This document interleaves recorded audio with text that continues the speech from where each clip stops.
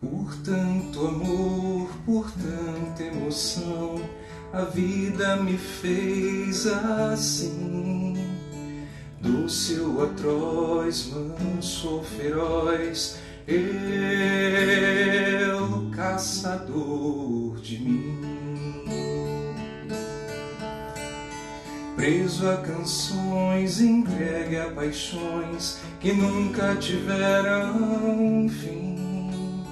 Vou me encontrar longe do meu lugar, eu, caçador de mim. Por tanto amor, por tanta emoção, a vida me fez assim.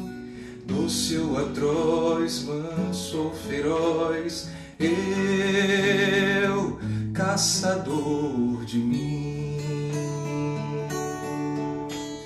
Preso a canções, entregue a paixões que nunca tiveram fim. Vou me encontrar longe do meu lugar, eu, caçador de mim. Nada a temer senão o correr da luta, nada a fazer senão esquecer o medo, abrir o peito à força numa procura, fugir às armadilhas da mata escura. Longe se vai sonhando demais, mas onde se chega assim? Vou descobrir o que me faz sentir, eu, caçador de mim. Eu, caçador de mim. Que música bonita, né, pessoal?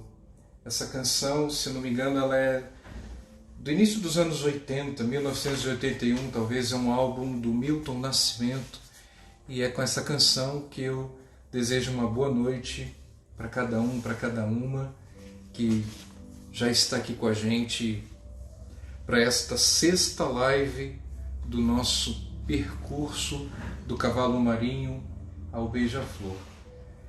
São dias difíceis, são dias muito estranhos.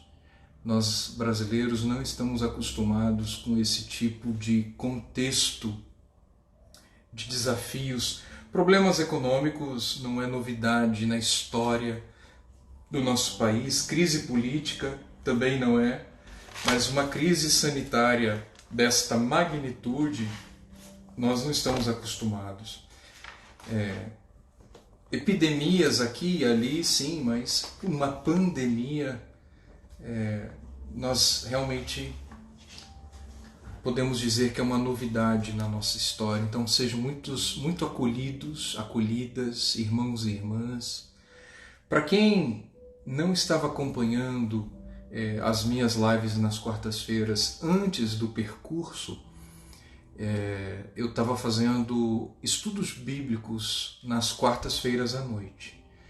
Então, quando tivemos a notícia e fomos entendendo que a pandemia não tinha previsão de durabilidade, de tempo, e surgiu aqui a ideia da gente ir lendo e comentando o meu livro, Do Cavalo Marinho ao Beija-Flor. Para quem está começando hoje a participar dessas lives, esse aqui é o livro que nós estamos conversando, essa é a 4ª edição dele.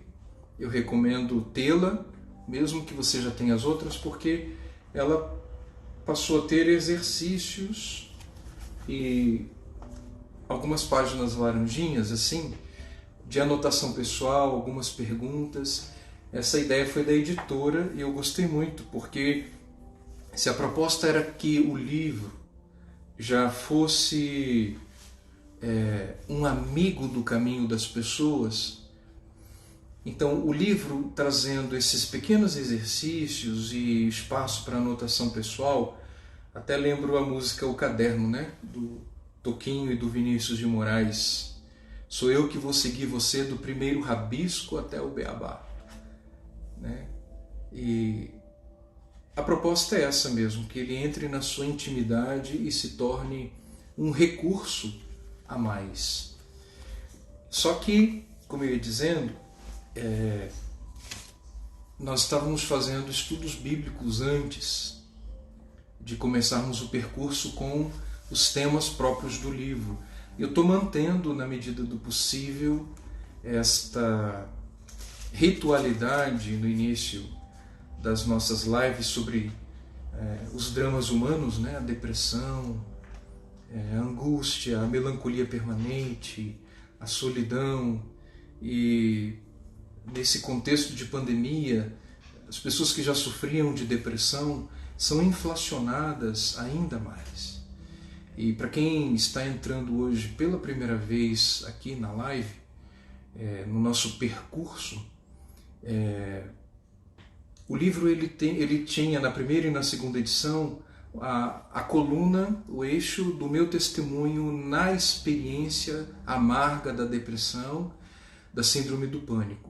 Depois, a terceira e a quarta edições, eu refiz, mantive o testemunho, né, que é o coração desse livro. É um livro vivo, é um livro que surgiu no amor, mas foi reescrito, foi repensado com a fundamentação teórica e metodológica da filosofia clínica. Então seja muito bem-vindo, bem-vinda. E o texto, pequeno trecho da Bíblia que eu queria colocar aqui no início, né, os amigos e amigas que são ateus, agnósticos ou de outras denominações religiosas, não se importem, porque aqui esse canal é um canal de amizade, é um canal sem fronteiras, é um canal onde nossas singularidades conversam. Não é uma imposição de nenhuma verdade, mas é a conversação entre verdades e perspectivas de cada um. E nós estamos numa semana muito bonita para quem participa de alguma igreja cristã. A CNBB, o CONIC, que é o Conselho Nacional das Igrejas Cristãs, e em muitos países tem a prática de, entre a festa da Ascensão e Pentecostes, fazer o que se chama Semana de Oração pela Unidade dos Cristãos. Desde o ano de 1968 isso acontece. E é muito bonito ver que esse é o desejo de Jesus de Nazaré, a união das pessoas. E eu que tenho plasmado na minha alma esse sonho de Jesus junto com o meu, eu sofro, eu fico muito triste vendo fragmentações, vendo divisões, não apenas religiosas, não apenas por causa de time de futebol, mas nesse contexto de luta contra um vírus mortífero, era a oportunidade de mostrarmos uma linguagem, um uníssono, um sentimento de Brasil, um sentimento de nação. Eu até postei outro dia a saudade que eu tenho de um Brasil que ficou muito solidário com as vítimas da Boate Kiss, com as vítimas de Brumadinho, quando estourou ali a barragem, com todos aqueles estudantes e suas famílias no Colégio Raul Brasil, em Suzano. Eu acredito nesse Brasil capaz de solidariedade, de se importar com os outros. Eu quero, nesse trecho bíblico, dentro dessa semana de oração pela unidade dos cristãos, pedir a Jesus que nos conceda não perder esta consciência, esta brasilidade, esse sentimento. Sim, somos um país que tem católicos, evangélicos, espíritas, afrodescendentes da macumba, do candomblé, muçulmanos, judeus, ateus, agnósticos, mas é um Brasil que nós sabemos que é possível. Um Brasil que é capaz de compaixão, de solidariedade e de gentileza. As nossas redes sociais se tornaram lugares de gladiações e guerras. E para além das redes sociais, nós temos notícias aqui e ali de pessoas agredidas. Não é esse Brasil que Jesus quer, não é esse Brasil que nós queremos, não importa a bandeira religiosa ou ideológica, é uma bandeira única que é de humanos que sabem viver com humanos. E em João capítulo 17, Jesus sabia que eram as suas últimas horas no mundo, em questão de horas ele estaria sendo crucificado. Então ele faz essa prece. Eu não vou ler todo, mas só alguns trechos. Ele ergue os olhos aos céus e diz: Pai, chegou a hora. Glorifica teu Filho para que teu Filho glorifique a ti. E que pelo poder que lhe deste sobre todas as pessoas, ele dê a vida eterna a todos os que lhe destes. E a vida eterna é esta: que eles te conheçam a ti, o único e verdadeiro Deus, e aquele que enviaste, Jesus Cristo. Eu te glorifiquei na terra, concluí a obra que me encarregaste de realizar. E agora glorifica-me, Pai, junto de ti, com a glória que eu tinha junto de ti. Manifestei o teu nome aos homens, que do mundo me destes. Eram teus e os deste a mim, e eles guardaram a tua palavra. Agora vamos lá para o versículo 9. Lembrando que nesse contexto ele está na última ceia. Em algumas horas, Judas vai aparecer com os soldados romanos. Em questão de horas, ele vai estar ali sendo condenado por um tribunal falso. Aliás, por 3 tribunais falsos.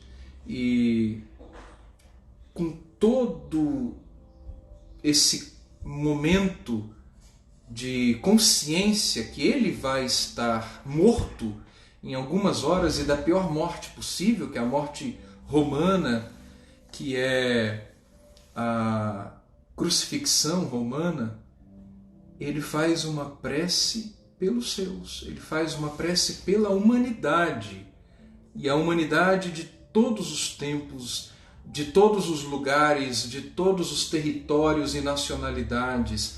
Aqui nessa prece, vocês vão perceber que Jesus dá a nós a condição de terráqueos. Sim, somos todos da mesma terra, do mesmo planeta. E essa consciência de cosmologia,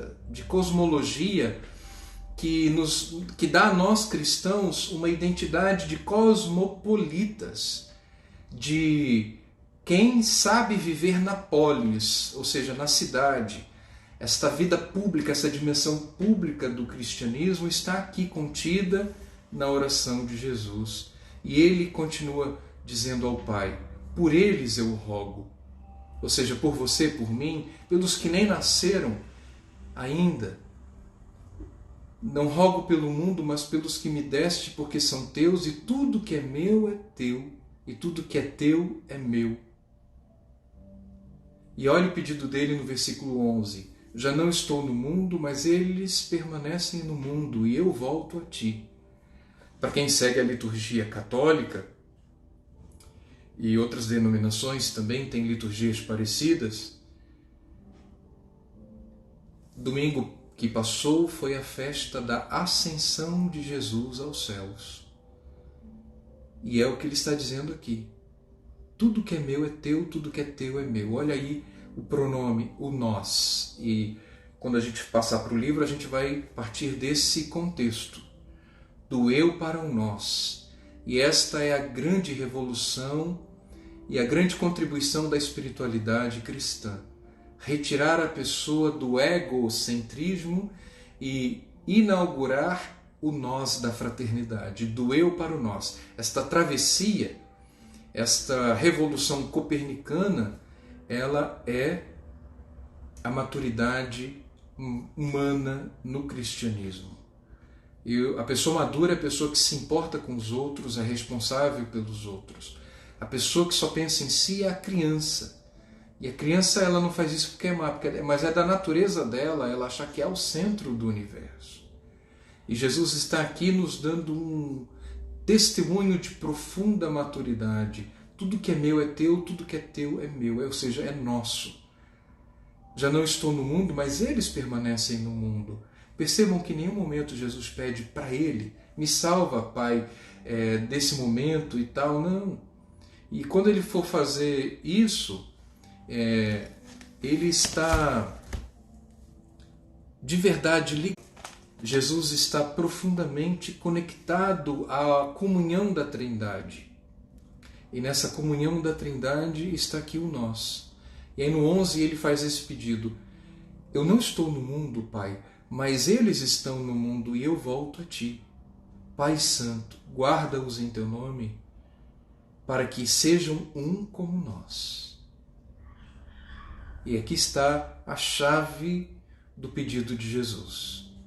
Lá no versículo 21, pulando tudo isso, ele vai pedir para que sejam santificados no mundo, que o mundo vai odiá-los. Ele está intercedendo por toda a provação, por todas as tribulações que os discípulos vão viver no mundo, mas aqui já está claro, na prece de Jesus, que eles sejam um, como nós somos um. Lá no 20 ele diz: não rogo somente por eles, mas por todos aqueles que por meio deles vão crer em mim. Olha aí a costura e dos laços de todos os corações dos seguidores de Jesus, dos amigos de Jesus de todos os tempos, a fim de que todos sejam um. Como tu, Pai, estás em mim e eu em ti, que eles estejam em nós, para que o mundo creia que tu me enviaste. E no versículo 24, Jesus continua: Pai, aqueles que me deste quero que, onde eu estou, também eles estejam comigo, para que contemplem minha glória que me deste, porque me amaste antes da fundação do mundo. E ele termina no 26 a sua prece. Lembro que eu disse antes que em minutos ou horas ele vai ser preso, vai passar por julgamentos. E ele termina dizendo: eu lhes dei a conhecer o teu nome e lhes darei a conhecê-lo, a fim de que o amor com que me amaste esteja neles e eu neles. Que bonito, né? Que o amor com que Jesus foi amado esteja em nós e Ele em nós. E esse amor com que Ele nos amou é o Espírito Santo que nos prepara para a festa de Pentecostes, domingo que vem.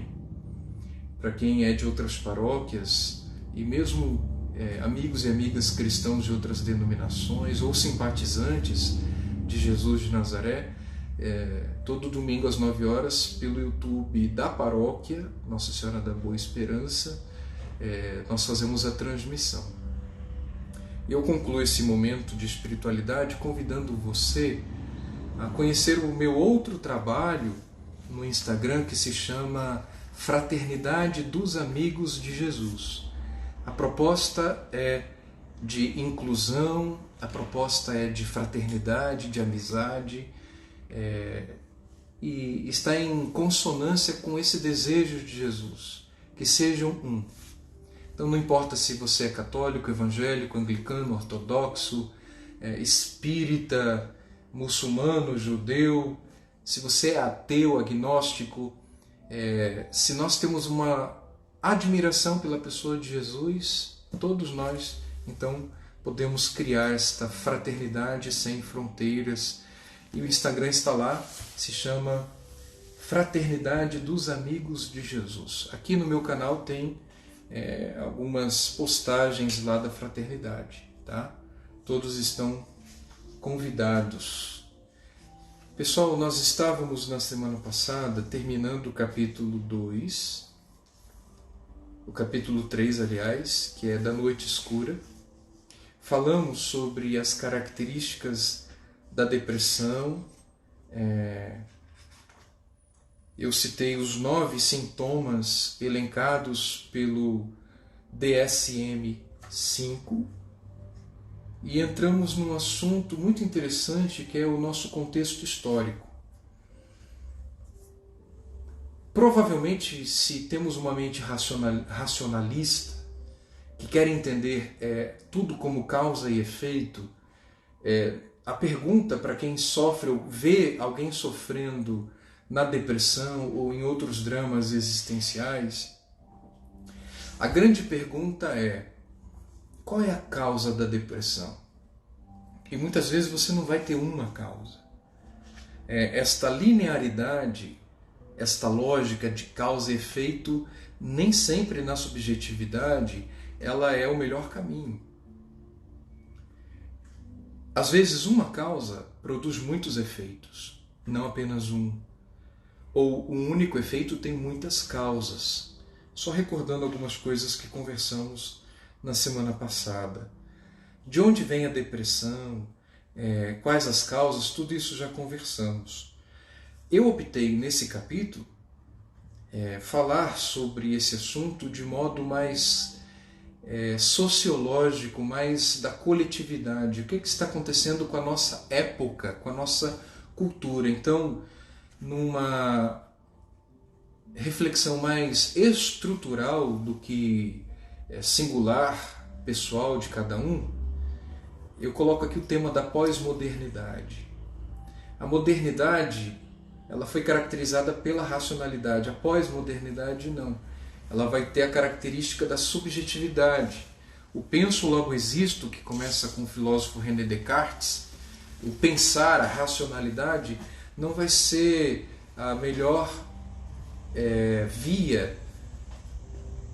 E depois a racionalidade trouxe ideologias, capitalismo, socialismo e a Primeira Grande Guerra Mundial, que assustou a racionalidade. A razão não ia trazer ordem, progresso, e esta coisa da ordem do progresso, ela vem do positivismo do século XIX, Augusto Comte, e a racionalidade vai trazer todas as respostas. E a nossa bandeira, ela realmente tem esta expressão positivista, né? Entrou na nossa bandeira. Só que a Primeira Guerra Mundial já assustou profundamente as pessoas. Depois veio uma Segunda Grande Guerra Mundial, mas aí já tínhamos as bombas, a bomba atômica, e foi um horror. Milhões de pessoas estão aí nos campos de concentração. E por último, nós falamos do Hitler na Segunda Guerra Mundial, mas nós tivemos a vergonha do que houve em Hiroshima e Nagasaki. As bombas lançadas pelos americanos no Japão. De lá em diante, o mundo ficou dividido em 2 blocos. Socialistas de um lado, liderados pela Rússia, e o bloco capitalista de outro lado, liderados pelos Estados Unidos. A Guerra Fria, e aí nós tivemos um mundo em tensão, acordos diplomáticos, para que não estourasse uma terceira guerra mundial e pior, nuclear, atômica, com armas sofisticadas. Então houve uma crise racional e, segundo alguns pensadores, historiadores, esse período que já não é mais caracterizado pela razão é a pós-modernidade. Só que com a pós-modernidade houve, a nível psíquico, psicológico, comportamentos das pessoas, a nível sociológico, o ponto alto da afirmação do eu. Eu sinto ou eu penso, não importa, é o eu. É o eu que quer fazer experiências, que quer ter respostas, que quer afirmar, né? Aí o mundo virou a afirmação do eu, a exacerbação do eu. Só que este eu, diante dos dramas da vida, se tornou um eu fragilizado, um eu enfraquecido. As responsabilidades da vida com todas as suas exigências, para quem tem essa edição, eu estou na página 24, antes eram compartilhadas no ambiente familiar, no grupo, na equipe. Parece que nós desaprendemos a viver em grupo, em tribo, em sociedade. É cada um pensando apenas em si, ou então esse eu, quando se alarga num gueto, num clube, numa elite. O eu ou o nosso grupo é a minha família e os outros, né? E isso fragilizou o eu. Então, quando vem o peso da vida, esse eu se encontra fragilizado. Em nome de uma pseudo-liberdade, temos levantado o valor da pessoa, da individualidade, acima do valor da coletividade.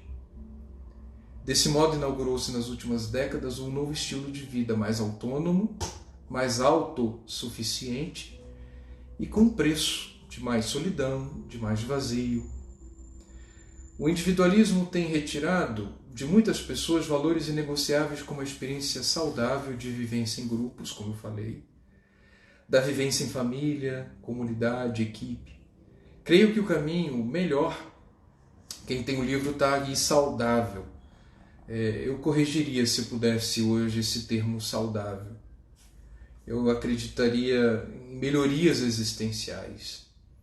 Então, eu acredito que o caminho de mais integração nem seja o da independência, não preciso de ninguém, eu tenho a minha casa, eu tenho o meu emprego, eu tenho o meu dinheiro, não preciso do meu pai, da minha mãe, não preciso dos meus amigos, não preciso de ninguém. Isso é um extremo, tá? Isso é um extremo. O outro extremo é a dependência total. Tudo que eu faço, eu preciso de alguém, eu preciso de ter muletas, eu preciso de ter apoios, eu preciso de alguém confirmando, eu preciso de um guru, eu preciso de um diretor espiritual, eu preciso de um padre, de um pastor, de um pai de santo, eu preciso de alguém que esteja o tempo todo me dizendo, vai por aqui, vai por aqui. É um namorado, a namorada, é um amigo, é alguém que se torna um coadjuvante da existência, a pessoa não dá passo sem esta dependência acontecer. Então são dois extremos, percebem? Tanto a independência quanto a dependência total. Eu penso que precisamos nos distanciar da sedução vivencial desses extremos e estruturar a nossa existência numa interdependência. Eu não preciso de você, mas eu quero ter você na minha vida.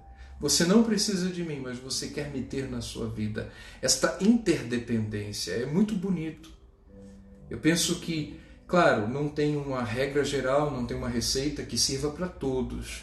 A filosofia clínica, que é a minha abordagem terapêutica, ela não trabalha com universalizações de nenhuma teoria, de nenhum método. Com o avançar da pós-modernidade, a leitura possível é de que tenhamos perdido gradativamente o sentido de pertença. A vivência do eu, então, sobrepôs-se às sociedades neoliberais a vivência do nós. Na ditadura do mercado, o pronome nosso perdeu a sua importância. Temos perdido a experiência comunitária da partilha, da solidariedade, e nesse momento de pandemia isso é visível. Isso é alarmante, é preocupante. Cada um pensando só em si, em todos os sentidos. Aqui, pessoal, não tem ideologia de direita e de esquerda, não, é questão humana. Então, de tudo onde se possa dizer nosso, temos polarizado e supervalorizado a vivência egóica do meu. Lembram? Minha casa, minha vida, é a minha dor, é a minha família, é o meu problema, é o meu dinheiro, é o meu casamento, é a minha doença, é a minha alegria, é a minha felicidade. Vejam, por uma analítica da linguagem, como as pessoas falam, o que se canta nas músicas, o que está na linguagem dos roteiristas de novelas, de filmes, de Hollywood, de Netflix. Aí entramos no tema do tratamento, né? Eu conheço pessoas que venceram processos depressivos, deles saíram revigoradas, estão melhores na questão da autoestima, lidam melhor com as suas emoções, administraram melhor suas fraquezas da alma, com mais habilidade. Porém, tem pessoas que passaram por um tempo de estabilidade, voltaram a trabalhar, voltaram às responsabilidades de pai, de mãe, enfim. Mas, depois de um tempo, retornaram ao estado depressivo. Já outras pessoas que eu acompanho e que estão bastante instáveis, podem ficar por alguns dias e, em outros dias, descem novamente as suas sombras. Isso é muito individual. Aqui eu entro no tema dos livros de autoajuda. Tem pessoas com conteúdo, com qualidade, que ofertam escritos, ideias, propostas, mas virou um mercado também preocupante, né? Muito preocupante. O consumismo de livros de autoajuda e a falsa crença e a equivocada confiança de que o que serve para um não vai servir para todos, e não é assim. Não é assim. Eu noto que houve um aumento considerável por buscas de terapias, as estatísticas comprovam isso, um aumento de uso de remédios antidepressivos. E esse tema é delicado porque às vezes a doença nem entra nos manuais médicos e ela já está pronta, a medicação já está pronta na indústria farmacêutica. Isso não é novidade. Alguns médicos que eu conheço já me disseram assim, que às vezes atendem pessoas que trazem pedidos dramáticos. Você não pode me dar um comprimido para eu ficar bom logo? É angustiante, a gente tenta entender pedidos assim, né? Os médicos, psicólogos, terapeutas escutam pedidos assim e por trás disso tem uma crença e uma conduta que é aí o imediatismo, a ideia de que tudo é rápido, né? Que a gente tem remédio para tudo, botão para tudo, controle remoto para tudo. E como estamos numa cultura tecnocrata, nós entramos com esse comportamento, com essa mentalidade. Eu cito aqui uma entrevista que uma revista brasileira fez ao grande pensador, filósofo, sociólogo Zygmunt Bauman sobre essa questão, o abuso, né, o número crescente do uso de antidepressivos, e a resposta dele foi assim, eu vou ler na íntegra. Você colocou o dedo em um dos muitos sintomas da nossa crescente intolerância ao sofrimento. Na verdade, uma intolerância a cada desconforto ou mesmo a ligeira inconveniência. Em uma vida regulada por mercados, consumidores, as pessoas passaram a acreditar que para cada problema há uma solução. E que esta solução pode ser comprada na loja. Que a tarefa do doente não é tanto usar a sua habilidade para superar a dificuldade, mas para encontrar a loja certa, que vende o produto certo, que irá superar a dificuldade no seu lugar. Não foi provado que essa nova atitude diminui nossas dores, mas foi provado, além de qualquer dúvida razoável, que a nossa induzida intolerância à dor é uma fonte inesgotável de lucros comerciais. Por essa razão, podemos esperar que essa nossa intolerância se agrave ainda mais, em vez de ser atenuada. Então, por trás dessa fala do Bauman, nós temos aqui toda uma cultura da anestesia do analgésico que eu já falei nas lives anteriores. O mundo contemporâneo, com toda a cultura tecnocrata em que vivemos, acostumou-nos a respostas imediatas. Se você aperta um botão, acontece sempre algo rápido, eficiente. Sobe ou desce o elevador, liga e desliga o alarme, a televisão, a Smart TV, o smartphone, acessa a internet, liga o computador, o notebook, um eletrodoméstico, um forno elétrico, um micro-ondas. Tudo é muito rápido no nosso tempo, muito rápido. Então, esse nosso contato com a tecnologia, ele foi acelerando. Vejam que da geração Baby Boomers, que é a geração do pós-Segunda Guerra Mundial, nós tivemos aí a geração X.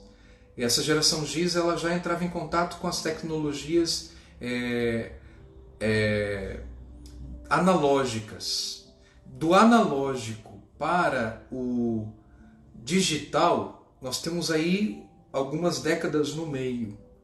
Vou dar um exemplo do telefone. O telefone ele era discado. Até esse verbo, vejam como a linguagem vai mudando.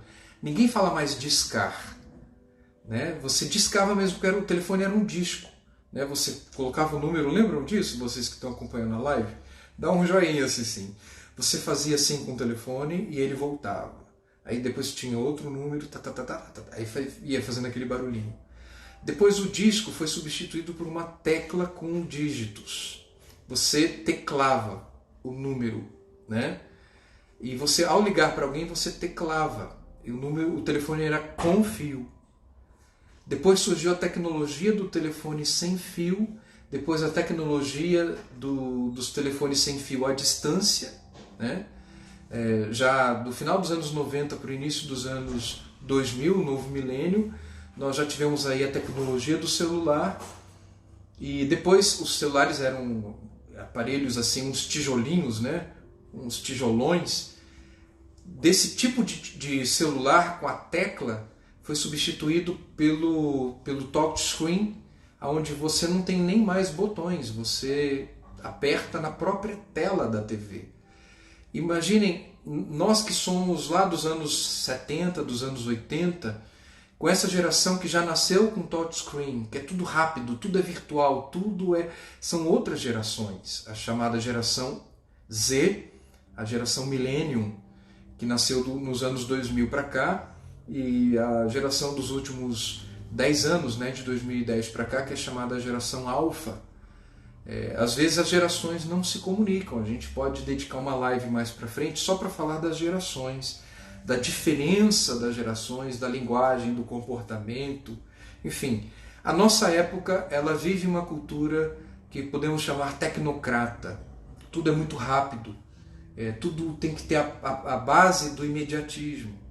Só que na alma humana não tem botões, não tem nem botões, né, para falarmos numa linguagem analógica, nem na alma tem um touchscreen, não tem aonde você vai apertar para resolver o perdão. Eu estou com raiva dessa pessoa, eu vou apertar esse botão, a raiva vai passar. Não adianta bloquear a pessoa no seu celular ou no seu Facebook. A alma humana ela não vive de botões, não há mágica aqui, são processos. Nós somos seres eminentemente temporais. E a temporalidade ela é uma característica da nossa humanidade e da nossa existência. Então, e muitas pessoas transferiram a vida para o mundo virtual. Eu atendi uma partilhante que ela dizia assim, falando da profissão dela, hoje se você não tem Instagram, você não existe. Como filósofo clínico, eu fiquei me perguntando com um profundo estranhamento como então as pessoas que estão em tribos indígenas, em tribos africanas, pessoas pobres do Nordeste, elas existem ou não existem porque não estão na internet? São reflexões.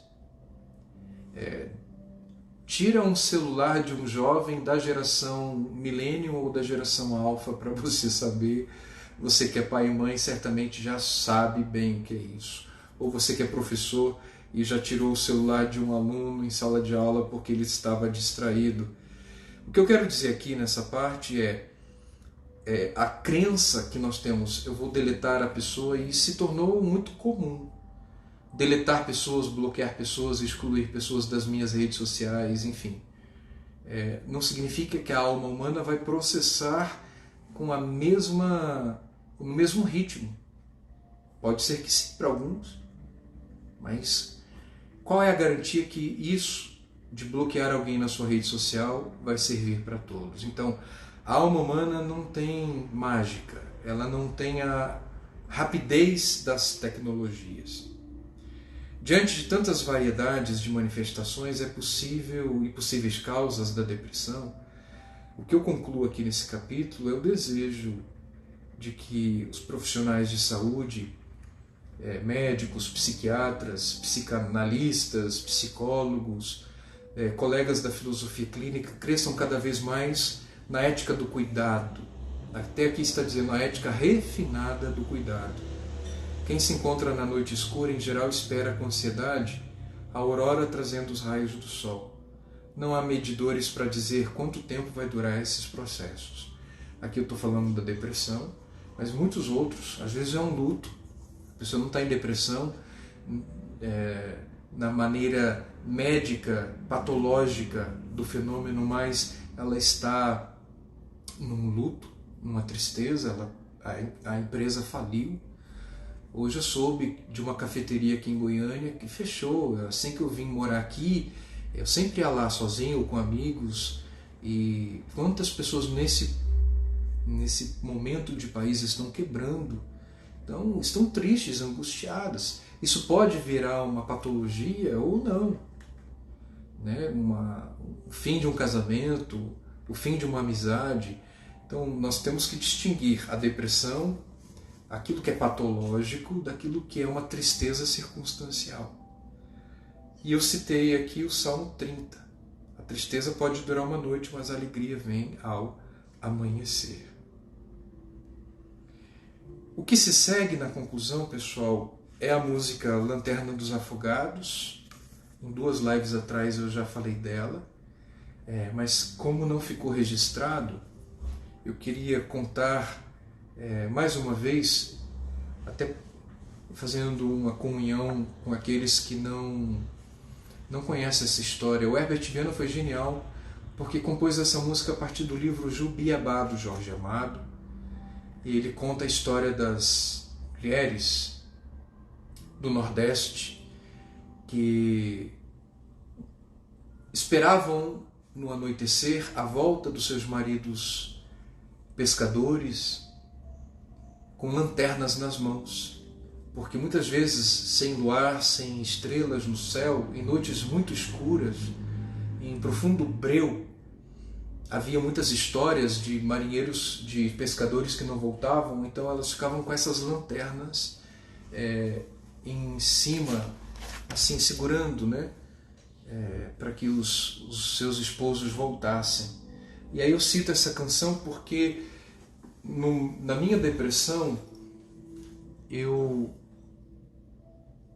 refleti muito essa música que acompanhou a minha adolescência, lá entre os anos 80 e 90. E eu penso que cantar essa canção aqui, ainda que seja assim de improviso, mas é com muito carinho que a gente finaliza essa reflexão com essa música, assim como está aí no livro, né? Para quem está numa profunda noite escura, tem essa sensação às vezes de que ninguém te ouve, e quando chega a noite você pode chorar. Há uma luz no túnel dos desesperados, há um cais de porto para quem precisa chegar. Para quem tem fé, esse porto pode ser Jesus, Deus, Nossa Senhora. Eu estou te esperando. A música insiste, eu estou te esperando, vê se não vai demorar. Numa recíproca de inversão, nós podemos ver assim, como se o mistério da divindade dissesse, eu estou te esperando nessa noite escura, eu tenho luz, vem para cá. Uma noite longa para uma vida curta, mas já não importa, basta poder te ajudar. E eu me vejo nesse verbo ajudar, aqui nessas lives com meus livros. Uma noite longa, uma vida curta, mas já não importa. Tudo isso aqui é para poder ajudar. E são tantas marcas que já fazem parte do que eu sou agora, mas ainda sei me virar. Eu estou na lanterna dos afogados.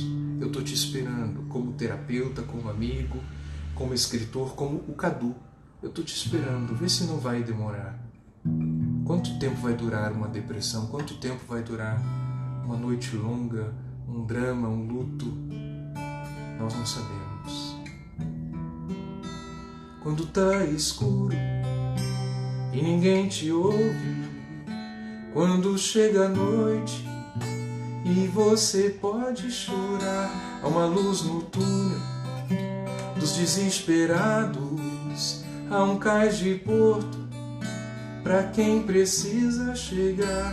Eu tô na lanterna dos afogados, eu tô te esperando, vê se não vai demorar.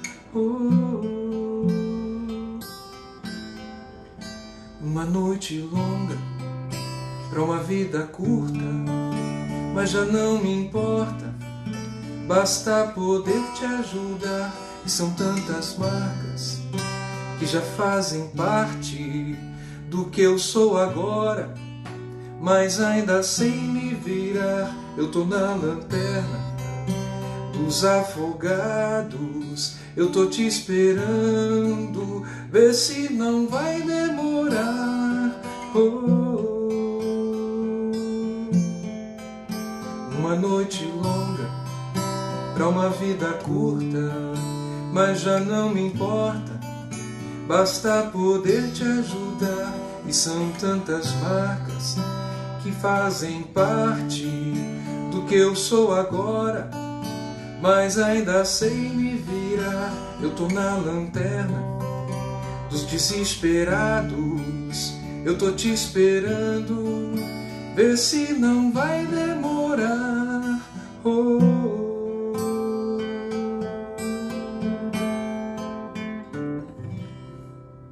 Quando a gente conhece a história da música, parece que ela passa a ter um valor, a gente parece que conhece a canção do avesso, né? Vocês têm essa sensação também, essa experiência?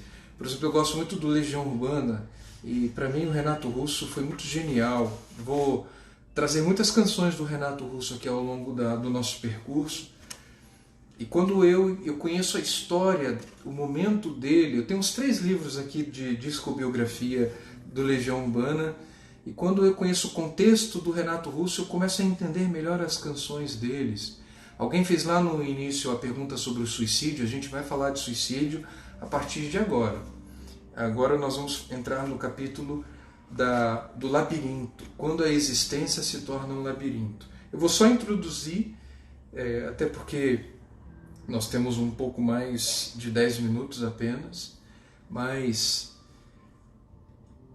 o Renato Russo e tantos outros cantores, artistas, poetas, quando a gente entende o drama deles, e é até interessante inserir nesse capítulo, aqui tem o Arthur Miller como epígrafe do capítulo.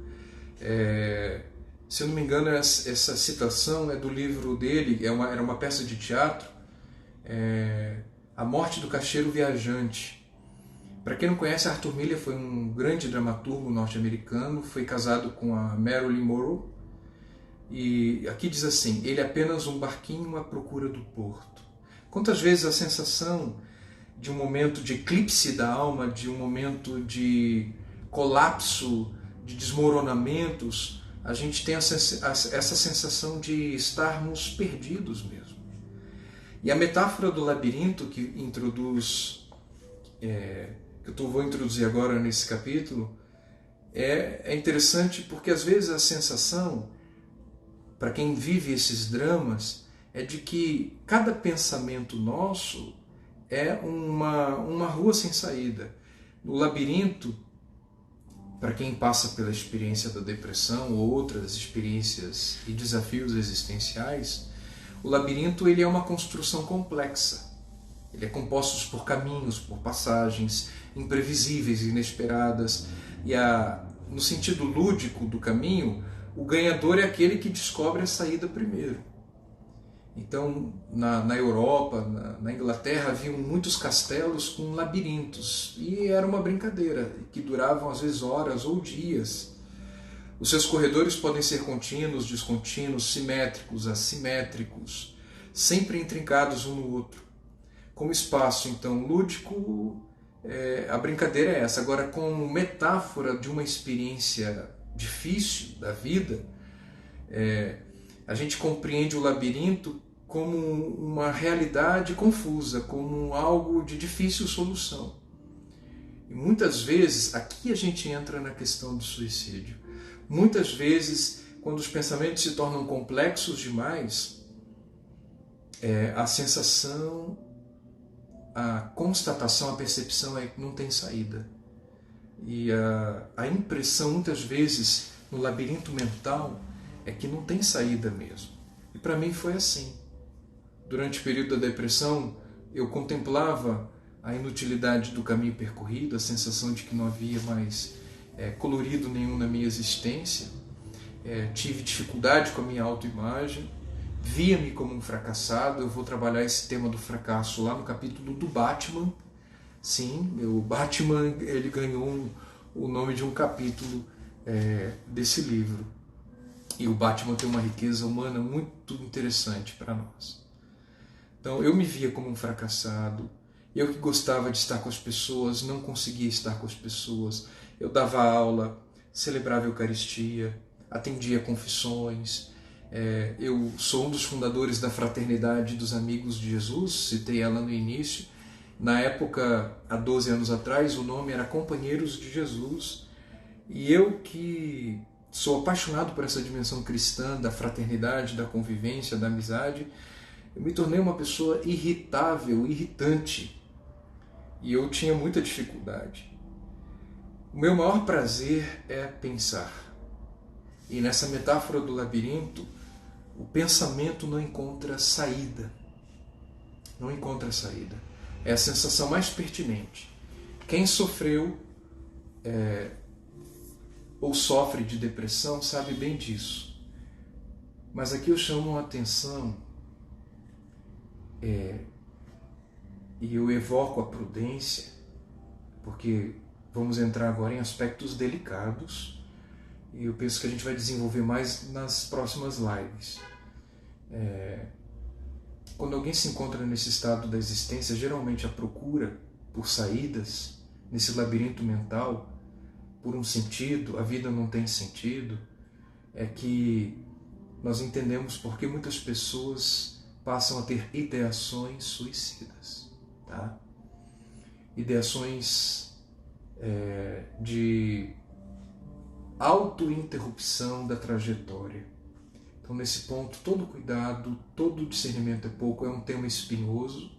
Eu estou finalizando, já introduzindo o próximo tema, que é essa questão do labirinto. Na maioria das vezes, não é que as pessoas são obcecadas pela morte, não é que as pessoas são fazem uma apologia à morte ou querem a morte em si. Para cada pessoa é de um jeito. Então aqui vamos entrar num terreno assim muito espinhoso, delicado, não tem como generalizar. Toda prudência aqui é bem-vinda e é com muito amor que nós vamos entrar no tema do suicídio nessa próxima live, que será a 7ª, tá bem? Eu passei a ter muita compaixão com pessoas que enfrentam essa realidade, pessoas que pensam, mas nunca tentaram, pessoas que pensam e tentaram, e pessoas que tentam, pensam e tentam, pensam, tentam e repetem. Então são níveis aí que os médicos gostam de utilizar como critérios de agravamentos dessa questão da ideação suicida. Pessoal, estamos então chegando ao fim de mais uma live. O tempo passou rápido, né? E deu para tocar até 2 músicas. Convido você a curtir, a me seguir, a se inscrever lá no canal do YouTube. Eu estou deixando esses vídeos lá também. E eu vou postar daqui a pouquinho no Instagram o nome de 2 filmes. Tá? Um deles é Uma Mente Brilhante. Eu penso que esse filme ele é muito, muito oportuno para esse momento. né? Uma Mente Brilhante. E a outra, o outro filme é uma animação, é A Origem dos Guardiões. Os dois filmes querem falar assim da fé, não apenas a fé em Deus, né? A espiritualidade a gente vai fazer sempre no início das lives, mas a fé em você mesmo, tá? O crer em si. E o filme Uma Mente Brilhante, ele é baseado em fatos reais. E a animação já é uma ficção, mas fica aí como sugestão para esse momento difícil de pandemia, de quarentena, onde a gente precisa ter nutrição existencial de qualidade para a gente estar bem, porque dias difíceis são esses, dias difíceis talvez possamos enfrentar muito mais ainda à frente, mas nós estamos juntos, tá bom? Muito obrigado, uma boa noite, fiquem com Deus.